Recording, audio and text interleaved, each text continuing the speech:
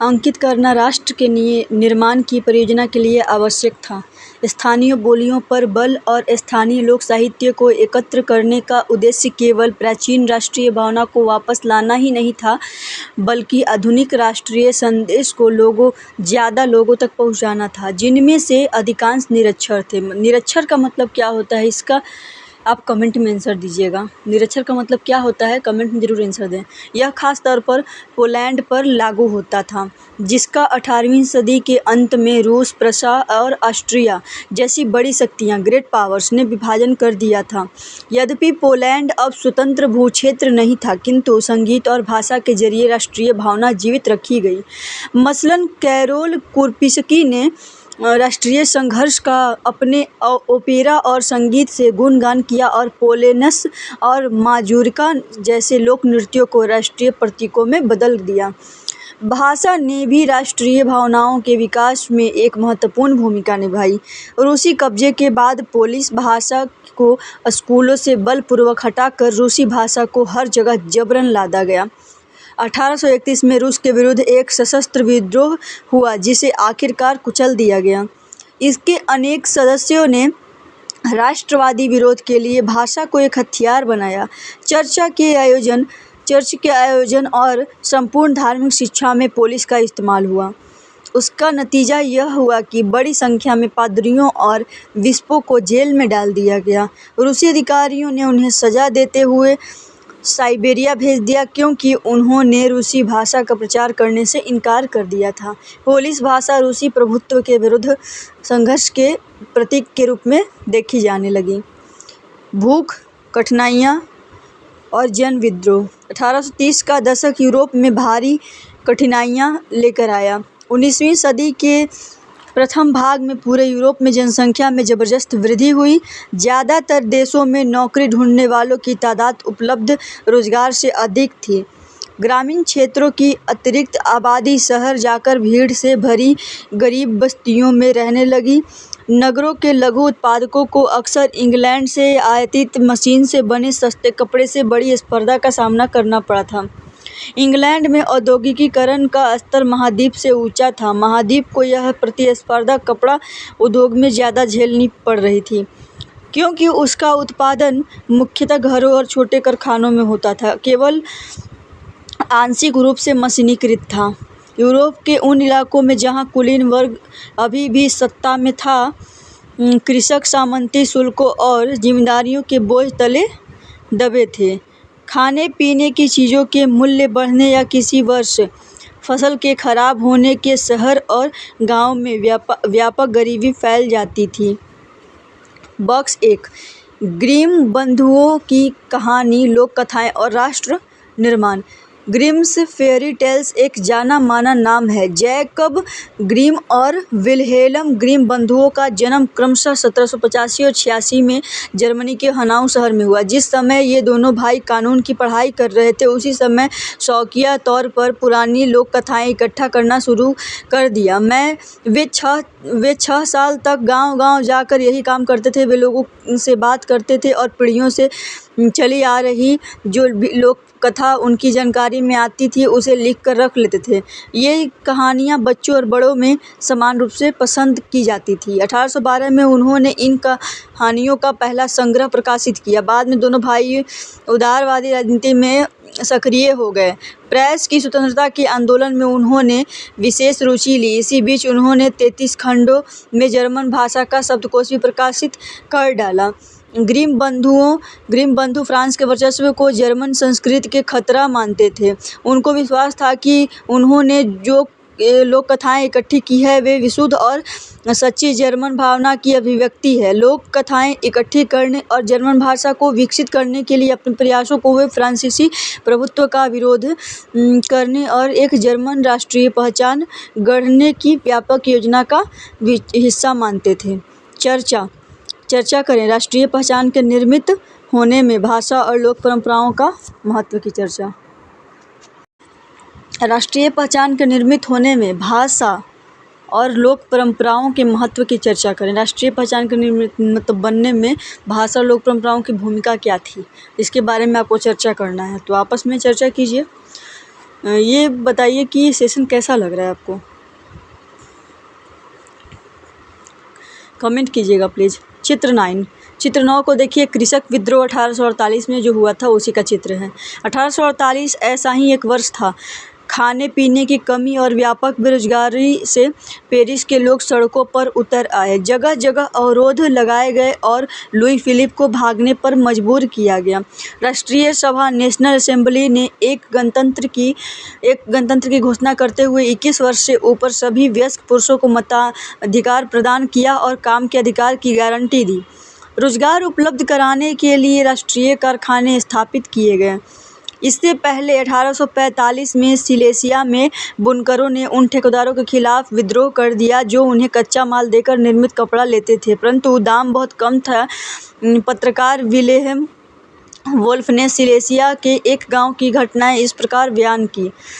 इन गांवों में 18,000 आबादी वाले इन गांवों में सूती कपड़ा बुनने का व्यवसाय सबसे व्यापक है। श्रमिकों की हालत खस्ता है। काम के लिए बेताब लोगों का फ़ायदा उठाकर ठेकेदारों ने बनवाए जाने वाले माल की कीमतें गिरा दी हैं। 4 जून को दोपहर 2 बजे बुनकरों की एक भीड़ अपने घरों से निकली और 2 कतारों में चलते हुए ठेकेदार की कोठी पहुंची। वे ज़्यादा मजदूरी की मांग कर रहे थे। इसके बाद यह भीड़ घर में ज़बरदस्ती घुस गई और चमचमाती खिड़कियां, फर्नीचर और चीनी मिट्टी की बनी नफीस चीज़ें तोड़ दी। एक अन्य गुट ने भंडार गृह में घुसकर कपड़े के भंडार को लूटकर उसे तार-तार कर दिया। एक अन्य गुट माने अन्य भीड़ ने भंडार गृह में घुसकर कपड़े के भंडार को लूटकर उसे तार-तार कर दिया, बिखेर दिया। ठेकेदार अपने परिवार के साथ पड़ोस के गांव भाग गया। हालांकि ऐसे व्यक्ति को उस गांव में शरण देने से इनकार कर दे। ये कृषक विद्रोह कब हुआ? 1848 में। कृषक विद्रोह कब हुआ? 1848 में। तो इस गांव में आबादी ज़्यादा थी, काम का भी बहुत ज़्यादा वो था। चर्चा करिए आप लोग। सिलेसियाई बुनकरों के विद्रोह के कारणों का वर्णन करें। पत्रकार के नज़रिए पर टिप्पणी करें। गतिविधि को पढ़ लीजिए। कल्पना कीजिए कि एक बुनकर है, ठीक है ना, दिया है, इनकार कर दिया। वह 24 घंटे बाद सेना को बुलाकर उसकी मदद से लौटा। इसके बाद जो टकराव हुआ उसे 11 बुनकरों को गोली मार दी गई। 1848 उदारवादियों की क्रांति। 1848 में जब अनेक यूरोपीय देशों में गरीबी, बेरोजगारी और भूखमरी से ग्रस्त किसान मजदूर विद्रोह कर रहे थे, तब उसके समानांतर पढ़े लिखे मध्य वर्गों की एक क्रांति भी हो रही थी। अब फरवरी 1848 की घटनाओं से राजा को गद्दी छोड़नी पड़ी थी और एक गणतंत्र की घोषणा की गई जो सभी पुरुषों के सार्वत्रिक मताधिकार पर आधारित था। यूरोप के अन्य भागों में जहां अभी तक स्वतंत्र राष्ट्र राज्य अस्तित्व में नहीं आए थे, जैसे जर्मनी, इटली, पोलैंड, ऑस्ट्रो-हंगेरियन साम्राज्य, वहाँ के उदारवादी मध्य वर्गों के स्त्री पुरुषों ने संविधानवाद की मांग को राष्ट्रीय एकीकरण की मांग से जोड़ दिया। उन्होंने बढ़ते जन असंतोष का फ़ायदा उठाया और एक राष्ट्र राज्य के निर्माण की मांगों को आगे बढ़ाया। यह राष्ट्र राज्य संविधान, प्रेस की स्वतंत्रता और संगठन बनाने की आज़ादी जैसे संसदीय सिद्धांतों पर आधारित था। जर्मन इलाकों में बड़ी संख्या में राजनीतिक संगठनों ने फ्रैंकफर्ट शहर में मिलकर एक सर्व जर्मन नेशनल असेंबली के पक्ष में मतदान का फैसला लिया। 18 मई 1848 को 831 निर्वाचित प्रतिनिधियों ने एक सजे-धजे जुलूस में जाकर फ्रैंकफर्ट संसद में अपना स्थान ग्रहण किया। यह संसद सेंट पॉल चर्च में आयोजित हुई। उन्होंने एक जर्मन राष्ट्र के लिए एक संविधान का प्रारूप तैयार किया। इस राष्ट्र की अध्यक्षता एक ऐसे राजा को सौंपी गई जिसे संसद के अधीन रहना था। जब प्रतिनिधियों ने प्रशा के राजा फ्रेडरिक विल्हेम चतुर्थ को ताज पहनाने की पेशकश की तो उसने उसे अस्वीकार कर उन राजाओं का साथ दिया जो निर्वाचित सभा के विरोधी थे। जहां कुलीन वर्ग और सेना का विरोध बढ़ गया, वहीं संसद का सामाजिक आधार कमजोर हो गया। संसद में मध्य वर्ग का प्रभाव अधिक था, जिन्होंने मजदूरों और कारीगरों की मांगों का विरोध किया, जिससे वे उनका समर्थन खो बैठे। अंत में सैनिकों को बुलाया गया और असेंबली भंग होने पर मजबूर हुई। उदारवादी आंदोलन के अंदर महिलाओं को राजनीतिक अधिकार प्रदान करने का मुद्दा विवादास्पद था। हालांकि आंदोलन में वर्षों से बड़ी संख्या में महिलाओं ने सक्रिय रूप से भाग लिया था। महिलाओं ने अपनी राजनीतिक संगठन स्थापित किए, अखबार शुरू किए और राजनीतिक बैठकों और प्रदर्शनों में शिरकत की। इसके बावजूद उन्हें असेंबली के चुनाव के दौरान स्वतंत्रता और समानता का महिलाओं के लिए क्या अर्थ था? स्वतंत्रता और समानता का महिलाओं के लिए क्या अर्थ था इसका? उदारवादी राजनीतिक कार्ल वेलकर ने, जो फ्रैंकफर्ट संसद के एक निर्वाचित सदस्य थे, उन्होंने विचार व्यक्त किए। प्रकृति ने पुरुषों और महिलाओं को अलग अलग कार्य के लिए निर्मित किया है। पुरुषों से ज़्यादा ताकतवर हैं, दोनों में से एक ज़्यादा निर्भीक और मुक्त है। उसे परिवार का रखवाला और भरण पोषण करने वाला बनाया गया है और वह कानून, उत्पादन तथा प्रतिरक्षा के क्षेत्र में सार्वजनिक कार्यों के लिए है। महिला जो कमजोर, निर्भर और दब्बू है, उसे पुरुष की सुरक्षा की आवश्यकता है। उसका क्षेत्र घर, बच्चों की देखभाल और परिवार का पालन पोषण है। क्या हमें कोई और प्रमाण चाहिए कि इन भेदों के बाद लिंगों में बराबरी केवल परिवार के मेल मिलाप और गरिमा के खतरे में डाल देगी? लुइजे ऑटो पीटर्स 1819 से 95 तक कार्यकाल। ऑटो पीटर्स एक राजनीतिक कार्यकर्ता थी जिसने महिलाओं की पत्रिका और तत्पश्चात एक नारीवादी राजनीतिक संगठन की स्थापना की।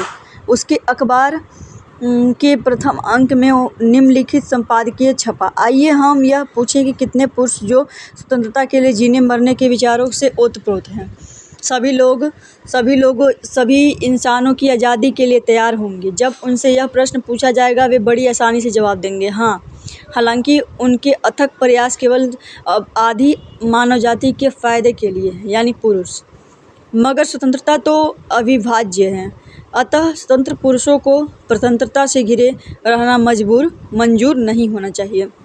उसी अखबार के एक अनाम पाठक ने 1850 में 25 जून 1850 को संपादक को निम्नलिखित पत्र भेजा। महिलाओं को राजनीतिक अधिकार से वंचित रखना वाकई बेतुका और अविवेकपूर्ण है, जबकि उन्हें संपत्ति का अधिकार है जिसका वे इस्तेमाल करती हैं और जिम्मेदारियां भी उठाती हैं। हालांकि उन्हें वे लाभ नहीं मिलता है जो उसी के लिए पुरुषों को मिलते हैं।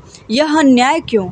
क्या यह लज्जा की बात नहीं कि सबसे मूर्ख मवेशी पालक को मत देने का अधिकार सिर्फ इसलिए है क्योंकि वह पुरुष है, जबकि अत्यंत काबिल महिलाओं को, जो काफ़ी संपत्ति की मालकिन होती हैं, इसी हक से वंचित रखा जाता है, यद्यपि वे राज्य के रखरखाव में इतना ज़्यादा योगदान देती हैं? तो इसमें सबका अलग अलग मत रहा। आगे, सेंट पॉल की चर्च में फ्रैंकफर्ट संसद। समकालीन रंगीन चित्र। ये संसद का रंगीन चित्र है। ऊपर 22 दीर्घा में महिलाएं बैठी हुई हैं। मताधिकार से वंचित रखा गया था जब सेंट पॉल चर्च में फ्रैंकफर्ट संसद की सभा आयोजित की गई थी, जब महिलाओं को केवल प्रेक्षकों की हैसियत से दर्शक दीर्घा में खड़े होने दिया गया। हालांकि रूढ़िवादी ताकतें 1848 में उदारवादी आंदोलनों को दबा पाने में कामयाब हुई, किंतु वे पुरानी व्यवस्था बहाल नहीं कर पाई। राजाओं को यह समझ में आना शुरू हो गया था कि उदारवादी राष्ट्रवादी क्रांतिकारियों को रियायतें देकर ही क्रांति और दमन के चक्र को समाप्त किया जा सकता था। अतः 1848 के बाद के वर्षों में मध्य और पूर्वी यूरोप की निरंकुश राजशाही ने उन परिवर्तनों को आरंभ किया जो पश्चिमी यूरोप में 1815 से पहले ही हो चुके थे। इस प्रकार हैब्सबर्ग शासकों ने हंगरी के लोगों को ज़्यादा स्वायत्तता प्रदान की। हालांकि इससे निरंकुश magyarों के प्रभुत्व का रास्ता ही साफ हो गया। चर्चा करें। ऊपर उद्धृत 3 लेखकों द्वारा महिलाओं के अधिकार के प्रश्न पर व्यक्त विचारों की तुलना करें। उनसे उदारवादी विचारधारा के बारे में क्या स्पष्ट होता है? उदारवादी क्या है, इसका भी कमेंट में आंसर कीजिएगा। नए शब्द। विचारधारा क्या है? एक खास प्रकार की सामाजिक एवं राजनीतिक दृष्टि को इंगित करने वाले विचारों का समूह। विचारधारा क्या है? एक खास प्रकार की सामाजिक एवं राजनीतिक दृष्टि को इंगित करने वाले विचारों का समूह। जर्मनी और इटली का निर्माण। जर्मनी क्या सेना जर्मनी क्या सेना राष्ट्र की निर्माता हो सकती है? जर्मनी क्या सेना राष्ट्र की निर्माता हो सकती है? 1848 के बाद यूरोप में राष्ट्रवाद का जनतंत्र और क्रांति से अलगाव होने लगा। राज्य की सत्ता को बढ़ाने और एक पूरे यूरोप का राजनीति प्रभुत्व हासिल करने के लिए रूढ़िवादी ने अक्सर राष्ट्रवादी भावनाओं का इस्तेमाल किया। इसे उस प्रक्रिया में देखा जा सकता है जिससे जर्मनी और इटली एकीकृत होकर राष्ट्र राज्य बने। जैसा आपने देखा है कि राष्ट्रवादी भावनाएं मध्यवर्गीय जर्मन लोगों में काफ़ी व्याप्त थीं, उन्होंने 1848 में जर्मन महासंघ के विभिन्न इलाकों को जोड़कर एक निर्वाचित संसद द्वारा शासित राष्ट्र राज्य बनाने का प्रयास किया था। मगर राष्ट्र निर्माण की यह उदारवादी पहल राजशाही और फौज की ताकत ने मिलकर दबा दी। उनका प्रशा के बड़े भूस्वामी ने समर्थन किया। उसके पश्चात प्रशा ने राष्ट्रीय एकीकरण के आंदोलन का नेतृत्व संभाल लिया। उसका प्रमुख मंत्री ऑटो वॉन बिस्मार्क इस प्रक्रिया का जनक था, जिसने प्रशा की सेना और नौकरशाही की मदद ली। 7 वर्ष के दौरान ऑस्ट्रिया, डेनमार्क और फ्रांस से 3 युद्धों में प्रशा को जीत हुई और एकीकरण की प्रक्रिया पूरी हुई। जनवरी 1871 में वर्साय में हुए एक समारोह में प्रशा के राजा विलियम प्रथम को जर्मनी का राष्ट्र सम्राट घोषित किया गया। जनवरी 1871 में वर्साय में हुए एक समारोह में प्रशा के राजा विलियम प्रथम को जर्मनी का सम्राट घोषित किया गया। 18 जनवरी 1871 की सुबह बेहद ठंडी थी। जर्मन राज्यों को राजकुमारों ने सेना के प्रतिनिधियों और प्रमुख मंत्री ऑटो वॉन बिस्मार्क समेत प्रशा के महत्वपूर्ण मंत्रियों की एक बैठक वर्साय के महल के बेहद ठंडे Sheesh Mahal hall of mirrors में हुई। सभा ने प्रशा के काइजर विलियम प्रथम के नेतृत्व में नए जर्मन साम्राज्य की घोषणा की। जर्मनी में राष्ट्र निर्माण प्रक्रिया ने प्रशा राज्य की शक्ति के प्रभुत्व को दर्शाता था। नए राज्य ने जर्मनी की मुद्रा, बैंकिंग और कानूनी तथा न्यायिक व्यवस्थाओं के आधुनिकीकरण पर काफ़ी जोर दिया और प्रशा द्वारा उठाए गए कदम और उसकी कार्रवाइयाँ बाकी जर्मनी के लिए अक्सर एक मॉडल बना। चित्र 11 यही है, इसको देखिए। आंतवान वॉन वर्नर की कृति। आंतवान वॉन वर्नर की कृति वर्साय के हॉल ऑफ मिरर्स के जर्मन साम्राज्य की घोषणा। यही है शीश महल जहाँ जर्मन साम्राज्य की घोषणा हो रही थी। चित्र के बीच में काइजर और प्रशियाई सेना के मुख्य कमांडर जनरल वॉन रून खड़े हैं। उनके पास है बिस्मार्क। इस विशाल कृति को चित्रकार ने 1885 में बिस्मार्क के 17वें जन्मदिन पर भेंट किया था। इस विशाल कृति को चित्रकार ने 1885 में बिस्मार्क के 17वें जन्मदिन से 70वें जन्मदिन पर भेंट किया था। इटली। जर्मनी की तरह इटली में भी राजनीतिक विखंडन का एक लंबा इतिहास था। इटली अनेक वंशानुगत राज्यों तथा बहुराष्ट्रीय हैब्सबर्ग साम्राज्य में बिखरा हुआ था। ये विश्व का इतिहास है, इसीलिए आप लोग को एक बार में समझ में नहीं आने वाला है। तो कृपया करके आप लोग वीडियो को 2 बार देखें, 3 बार देखें।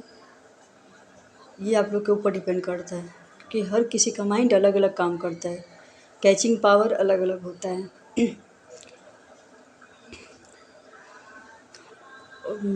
और कमेंट में आंसर ज़रूर दीजिएगा इन क्वेश्चन का। इतना बार क्वेश्चन पूछिए, कभी कमेंट नहीं आता है, बनाने का कोई फ़ायदा नहीं है वीडियो फिर मेरा। 19वीं सदी के मध्य में इटली 7 राज्यों में बटा हुआ था, जिनमें से केवल एक सार्डिनिया पिटमॉन्ट में एक इतालवी राजघराने का शासन था। उत्तरी भाग में ऑस्ट्रियाई हैब्सबर्ग के अधीन था, मध्य इलाकों पर पोप का शासन था और दक्षिण क्षेत्र स्पेन के बुर्बो राजाओं के अधीन थे। इतालवी भाषा ने भी साझा रूप हासिल नहीं किया था और अभी तक उसके विविध क्षेत्रीय और स्थानीय रूप मौजूद थे। 1830 के दशक में ज्यूसेप्पे मैत्सिनी ने एकीकृत इतालवी गणराज्य के एक सुविचारित कार्यक्रम प्रस्तुत करने की कोशिश की थी। उसने अपने उद्देश्यों के प्रसार के लिए यंग इटली नामक एक गुप्त संगठन भी बनाया था। 1831 और 48 में क्रांतिकारी विद्रोहों की असफलता से युद्ध के जरिए इतालवी राज्यों को जोड़ने की जिम्मेदारी सार्डिनिया पिटमॉन्ट के शासक विक्टर इमैनुअल द्वितीय पर आ गई। इस क्षेत्र के शासक अभिजात वर्ग की नज़रों में एकीकृत इटली उनके लिए आर्थिक विकास और राजनीतिक प्रभुत्व की संभावनाएं उत्पन्न करता था। मंत्री प्रमुख काउर, जिसने इटली के प्रदेशों को एकीकृत करने वाले आंदोलन का नेतृत्व किया, न तो एक क्रांतिकारी था और न ही जनतंत्र में विश्वास रखने वाला इतालवी अभिजात वर्ग के तमाम अमीरों और शिक्षित सदस्यों की तरह वह इतालवी भाषा कहीं बेहतर फ्रेंच बोलता था। फ्रांस से सार्डिनिया पिटमॉन्ट की एक चतुर कूटनीतिक संधि, जिसके पीछे काउर का हाथ था, से सार्डिनिया पिटमॉन्ट 1859 में ऑस्ट्रियाई बलों को हरा पाने में कामयाब रहा। चित्र 13 को देखिए। व्यंग्य चित्र। जर्मन राइखस्टैग संसद में ऑटो वन बिस्मार्क फिगारो से वियना 5 मार्च 1870। गतिविधि। इस व्यंग्य चित्र का वर्णन करें। इसमें बिस्मार्क और संसद के निर्वाचित डेप्यूटीज के बीच किस प्रकार का संबंध दिखाई देता है। यहाँ चित्रकार लोकतांत्रिक प्रक्रिया को क्या व्याख्या करना चाहता है। नियमित सैनिकों के अलावा ज्यूसेप्पे गैरिबाल्डी के नेतृत्व में भारी संख्या में सशस्त्र स्वयंसेवकों ने इस युद्ध में हिस्सा लिया। 1860 में वे दक्षिण इटली और 2 सिसिलियों के राज्य में प्रवेश कर गए और स्पेनी शासकों को हटाने के लिए स्थानीय किसानों का समर्थन पाने में सफल रहे। 1861 में इमैनुअल द्वितीय को एकीकृत इटली का राजा घोषित किया गया, मगर इटली के अधिकांश निवासी, जिनमें निरक्षरता की दर काफ़ी ऊँची थी। निरक्षरता क्या है, किसे कहते हैं निरक्षरता, ये कमेंट में आंसर कीजिए। अभी भी उदारवादी राष्ट्रवादी विचारधारा से अनजान थे। दक्षिणी इटली में जिन आम किसानों ने गैरिबाल्डी को समर्थन दिया था, उन्होंने इटालिया के बारे में कभी सुना ही नहीं था, और वे मानते थे कि ला टालिया विक्टर इमैनुअल की पत्नी है। ठीक है ना। उन्होंने इटालिया के बारे में कभी नहीं सुना था और वे मानते थे कि ला इटालिया विक्टर इमैनुअल की पत्नी थी। ब्रिटेन की अजीब दास्तान। कुछ विद्वानों ने तर्क दिया है कि राष्ट्र या राष्ट्र राज्य का मॉडल या आदर्श ग्रेट ब्रिटेन है। ब्रिटेन में राष्ट्र राज्य का निर्माण अचानक हुई कोई उथल पुथल या क्रांति का परिणाम नहीं था। यह एक लंबी चलने वाली प्रक्रिया का नतीजा था। 18वीं सदी के पहले ब्रितानी राष्ट्र था ही नहीं। ब्रितानी द्वीप समूह में रहने वाले लोगों अंग्रेज, वेल्स, स्कॉट या आयरिश की मुख्य पहचान नृजातीय थी। इन सभी जाति समूहों की अपनी एक अलग पहचान थी। नए शब्द नृजातीय इथेनिक कहते हैं इंग्लिश में।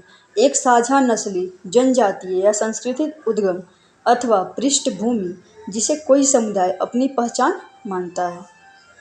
नए शब्द को ध्यान से पढ़ा कीजिए। नृजातीय, इसको इंग्लिश में इथेनिक बोलते हैं।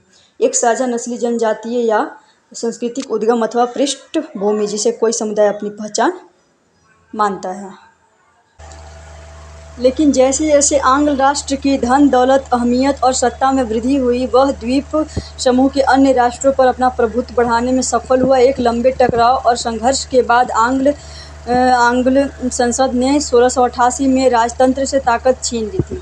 इस संसद के माध्यम से एक राष्ट्र राज्य का निर्माण हुआ जिसके केंद्र में इंग्लैंड था। इंग्लैंड और स्कॉटलैंड के बीच एक्ट ऑफ यूनियन 1707 में जो एक्ट ऑफ यूनियन से यूनाइटेड किंगडम ऑफ ब्रिटेन का गठन हुआ। इंग्लैंड और स्कॉटलैंड के बीच एक्ट ऑफ यूनियन से United kingdom of great Britain का गठन हुआ। इससे इंग्लैंड व्यवहार में स्कॉटलैंड पर अपना प्रभुत्व जमा पाया। इसके बाद ब्रितानी संसद में आंग्ल सदस्यों का दबदबा रहा। एक ब्रितानी पहचान के विकास का अर्थ यह हुआ कि स्कॉटलैंड की खास संस्कृति और राजनीतिक संस्थाओं को योजनाबद्ध तरीके से दबाया गया। स्कॉटिश हाईलैंड्स के निवासी, जिन कैथोलिक कुलों ने जब भी अपनी आज़ादी को व्यक्त करने का प्रयास किया, उन्हें जबरदस्ती दमन का सामना करना पड़ा। स्कॉटिश हाईलैंड्स के लोगों को अपनी गेलिक भाषा बोलने या अपनी राष्ट्रीय पोशाक पहनने की मनाही थी। उनमें से बहुत सारे लोग को अपना वतन छोड़ने पर मजबूर किया गया। आयरलैंड का भी कुछ ऐसा ही हश्र हुआ। वह देश कैथोलिक और प्रोटेस्टेंट धार्मिक गुटों में गहराई बटा हुआ था। अंग्रेजों ने आयरलैंड में प्रोटेस्टेंट धर्म मानने वालों को बहुसंख्यक कैथोलिक देश पर प्रभुत्व बढ़ाने में सहायता की। ब्रितानी प्रभाव के विरुद्ध हुए कैथोलिक विद्रोह को निर्ममता से कुचल दिया गया। वोल्फ-टोन और उसकी यूनाइटेड आयरिशमेन 1798 यूनाइटेड आयरिशमेन की अगुवाई में हुए असफल विद्रोह के बाद 1801 में आयरलैंड को बलपूर्वक यूनाइटेड किंगडम में शामिल कर लिया गया। एक नए ब्रितानी राष्ट्र का निर्माण किया गया जिस पर हावी आंग्ल संस्कृति का प्रचार प्रसार किया गया। नए ब्रिटेन के प्रतीक चिन्ह ब्रितानी झंडा, यूनियन जैक और राष्ट्रीय गान God save our Nobel king को खूब बढ़ावा दिया गया और पुराने राष्ट्र इस संघ में मातहत सहयोगी के रूप में ही रह गए। गतिविधि: चित्रकार ने गैरिबाल्डी को सार्डिनिया पिडमॉन्ट के राजा को जूते पहनाते दिखाया है। चित्र को देखिए। अब इटली के नक्शे को फिर से देखें। यह व्यंग्य चित्र क्या कहने का प्रयास कर रहा है? चित्र क्या कहने का प्रयास कर रहा है, ये आप बताइए। गैरिबाल्डी सार्डिनिया पिडमॉन्ट के राजा विक्टर एमेनुएल द्वितीय को इटली नामक बूट यानी जूता पहनने में मदद करते हुए 1859 का अंग्रेजी व्यंग्य चित्र है ये। जिउसेप्पे गैरिबाल्डी संभवतः इटली के स्वतंत्रता सेनानियों में सबसे मशहूर है। उसका संबंध एक ऐसे परिवार से था जो तटीय व्यापार में संलग्न था और वह स्वयं व्यापारिक नौसेना में एक नाविक था। 1833 में उसकी मुलाकात मैत्सिनी से हुई। यह यंग इटली आंदोलन से जुड़ा और 1834 में पिडमॉन्ट के गणतंत्रीय विद्रोह में उसने भाग लिया और विद्रोह कुचल दिया गया और गैरिबाल्डी को दक्षिण अमेरिका में भागना पड़ा, जहां वह 1848 तक निर्वासन रहा। 1800 में उसने विक्टर इमैनुअल द्वितीय का समर्थन किया जो इतालवी राज्यों को एकीकृत करने का सब प्रयास कर रहा था। 1860 में गैरिबाल्डी ने दक्षिण इटली की तरफ एक्सपीडिशन किया। बाकी आप पढ़ लीजिए। राष्ट्र की दृश्य कल्पना। राष्ट्र की दृश्य कल्पना। किसी शासक को एक चित्र या मूर्ति के रूप में अभिव्यक्त करना आसान है, किंतु एक राष्ट्र को चेहरा कैसे दिखाया जा सकता है? 18वीं और 19वीं सदी में कलाकारों ने राष्ट्र का मानवीकरण करके इस प्रश्न को हल किया। दूसरे शब्दों में, उन्होंने एक देश को कुछ यूँ चित्रित किया जैसे वह कोई व्यक्ति हो। उस समय राष्ट्र को नारी वेश में प्रस्तुत किया जाता था। राष्ट्र को व्यक्ति का जामा पहनाते हुए जिस नारी रूप को चुना गया वह असल जीवन में कोई खास महिला नहीं थी। यह तो राष्ट्र के अमूर्त विचार को ठोस रूप प्रदान करने का प्रयास था, यानी नारी की छवि राष्ट्र का रूपक बन गई। आपको याद होगा कि फ्रांसीसी क्रांति के दौरान कलाकारों ने स्वतंत्रता, न्याय और गणतंत्र जैसे विचारों को व्यक्त करने के लिए नारी रूपक का प्रयोग किया। इन आदर्शों को विशेष वस्तुओं या प्रतीकों से व्यक्त किया गया था। जैसा कि आपको याद होगा, स्वतंत्रता का प्रतीक लाल टोपी या टूटी जंजीर है और इंसाफ को आमतौर पर एक ऐसी महिला के प्रतीकात्मक रूप में व्यक्त किया जाता है जिसकी आंखों पर पट्टी बंधी हुई है और वह तराजू लिए हुए हैं। इसी प्रकार के नारी रूपों का आविष्कार कलाकारों ने 19वीं सदी में किया। फ्रांस में उसे लोकप्रिय ईसाई नाम मारियान दिया गया, जिसने जनराष्ट्र के विचार को रेखांकित किया। उसके चिन्ह भी स्वतंत्रता और गणतंत्र के थे: लाल टोपी, तिरंगा और कलगी। मारियान की प्रतिमाएं सार्वजनिक चौकों पर लगाई गई ताकि जनता को एकता के राष्ट्रीय प्रतीक की याद आती रहे और लोग उससे तादाद में स्थापित कर सके। मारियान की छवि सिक्कों और डाक टिकटों पर अंकित की गई। इसी तरह जर्मेनिया जर्मन राष्ट्र का रूपक बन गई।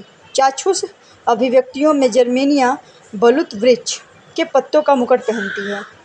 चाक्षुष अभिव्यक्तियों में जर्मेनिया बलूत वृक्ष के पत्तों का मुकुट पहनती है क्योंकि जर्मन बलूत वीरता का प्रतीक है। नए शब्द। रूपक क्या है? जब किसी अमूर्त विचार जैसे लालच, ईर्ष्या, स्वतंत्रता, मुक्ति, जब किसी अमूर्त विचार को किसी व्यक्ति या किसी चीज के जरिए इंगित किया जाए। एक रूपकात्मक कहानी के दो अर्थ होते हैं, एक शाब्दिक और एक प्रतीकात्मक। यहाँ रूपक कहने का मतलब कि ये लड़की जो थी, इसको बस मतलब दिखाया गया, ये कल्पना मात्र है, ये वास्तविक में ये नहीं है, कोई भी स्त्री नहीं है ये, ठीक ना। चित्र के माध्यम से दिखाया गया है ये। जर्मेनिया चित्रकार फिलिप वेट 1848। चित्रकार ने जर्मेनिया के इस चित्र को सूती झंडे पर बनाया चूँकि इसे सेंट पॉल चर्च की छत से लटकना था और जहां मार्च 1848 में फ्रैंकफर्ट संसद में हुई। यहाँ प्रतीकों के अर्थ, गुण और महत्व। टूटी हुई बेड़ियाँ आज़ादी का प्रतीक है, आज़ादी मिलना। बाज छाप कवच जर्मन साम्राज्य की प्रतीक शक्ति। बलूत पत्तियों का मुकुट बहादुरी का प्रतीक।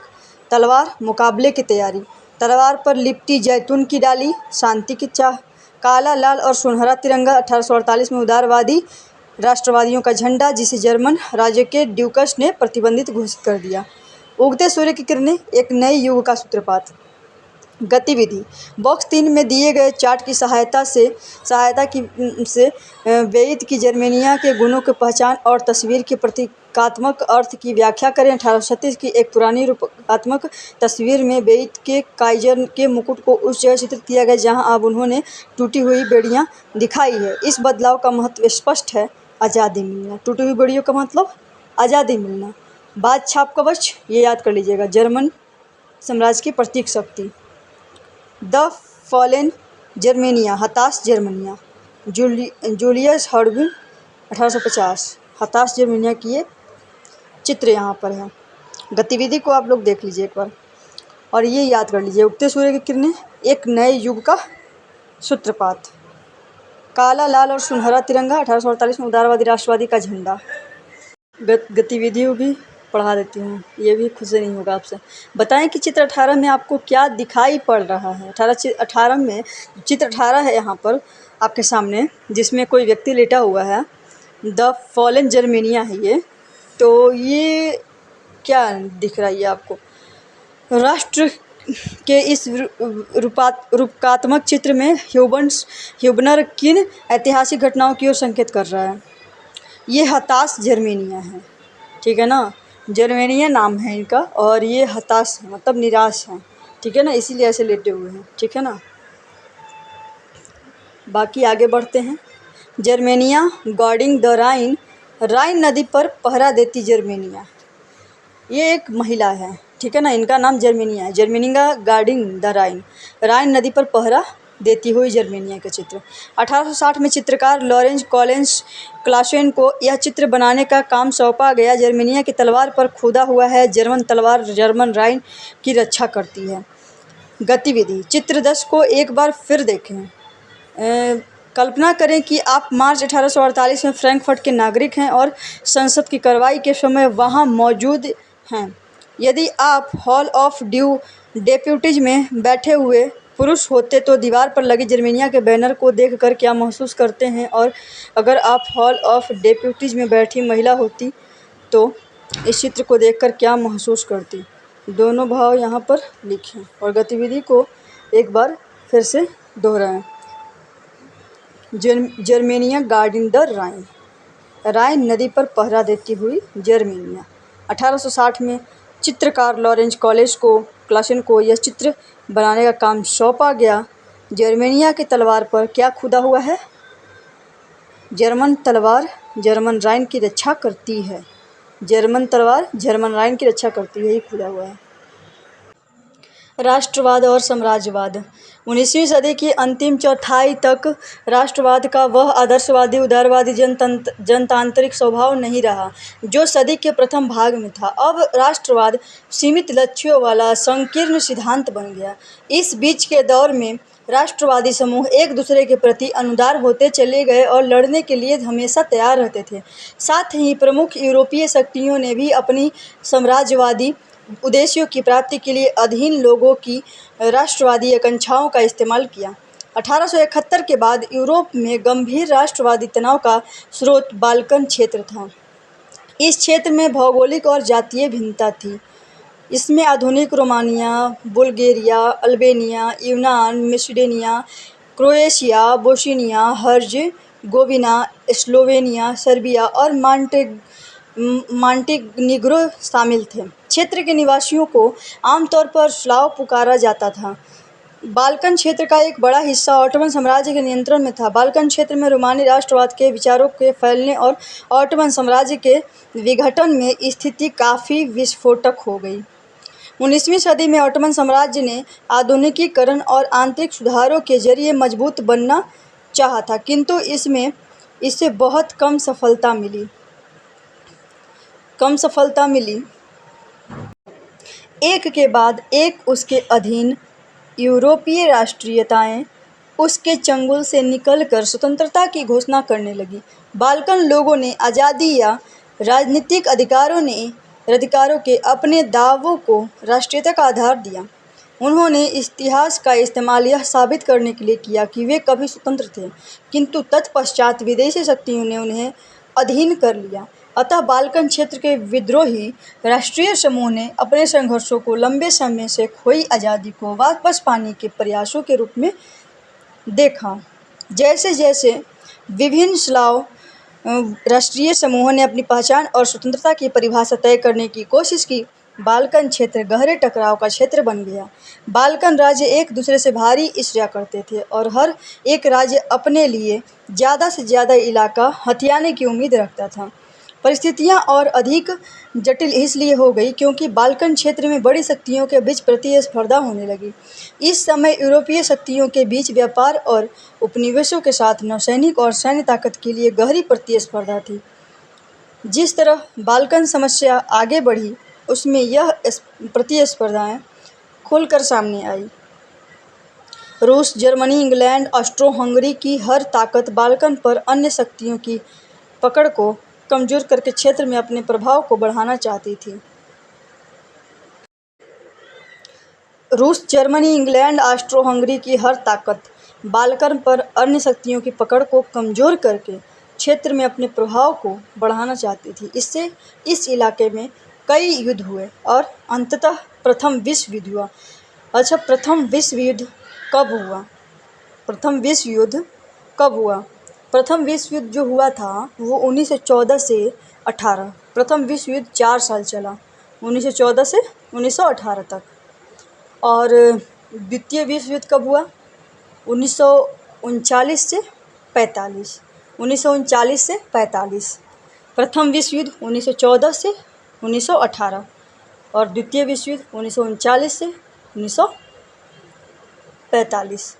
इस तरह युद्ध हुआ। ब्रिटिश साम्राज्य का यशगान करता एक मैप है। ब्रिटिश साम्राज्य का यशगान करता हुआ सबसे ऊपर फरिश्ते स्वतंत्रता का बैनर थामे दिखाई देते हैं।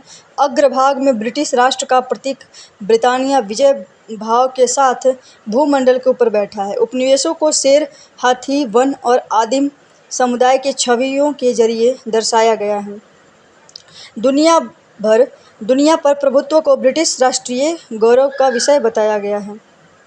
साम्राज्यवाद से जुड़कर राष्ट्रवाद 1914 में यूरोप के महाविपदा की ओर ले गया, लेकिन इस बीच विश्व के अनेक देशों ने जिनका 19वीं सदी में यूरोपीय शक्तियों ने औपनिवेशिकीकरण किया था, साम्राज्यवादी प्रभुत्व का विरोध करने लगे। हर तरफ जो साम्राज्यवाद विरोधी आंदोलन विकसित हुए इस अर्थ में राष्ट्रवादी थे कि वे सभी स्वतंत्र राष्ट्र राज्य का निर्माण करने के लिए संघर्ष कर रहे थे।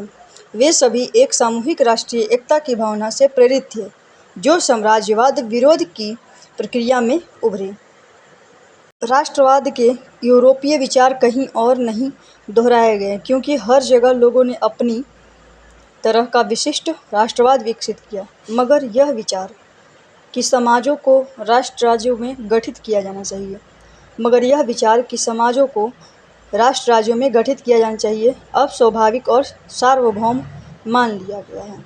सार्वभौम किसे कहते हैं? सार्वभौमिक का मतलब क्या है? स्वाभाविक का मतलब और सार्वभौमिक का मतलब क्या है? कृपया करके कमेंट करें, ज़रूर कमेंट करें। संक्षेप में लिखें, चर्चा करें, परियोजना करें। ये सब क्वेश्चन का आंसर दीजिए। Thanks for watching my video.